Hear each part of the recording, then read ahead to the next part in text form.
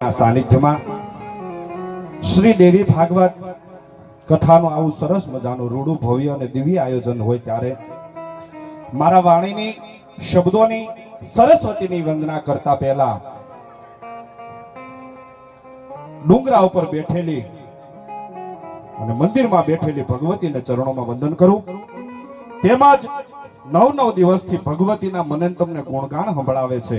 માં શું કરી શકે, માંથી હું થાય એની વાતો વ્યાસપીઠ ઉપરથી સંભળાવે છે. એવા મારા પરમ સ્નેહી અને મારા ફેમિલી રિલેશન દાદા સાથે સેવા જય દાદા ભટ્ટ શોભાવડ વાળા એમના ચરણોમાં દાદા વંદન કરું. જય માતાજી.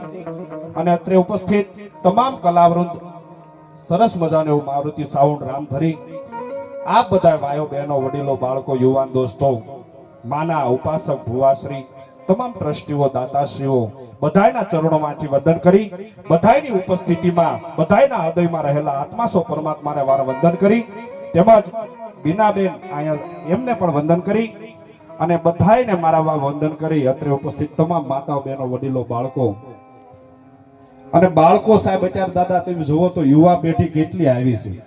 નકર આપણે અવડા હતા મરી ગયા ડોહા હેડા કાઢી અને એ વખતે નહોતા ડાયપર, નહોતા ટીશ્યુ પેપર, દાદા નહોતા નેપકિન. બે બાહુ હતી, એક આમ જાય ને એક આમ જાય.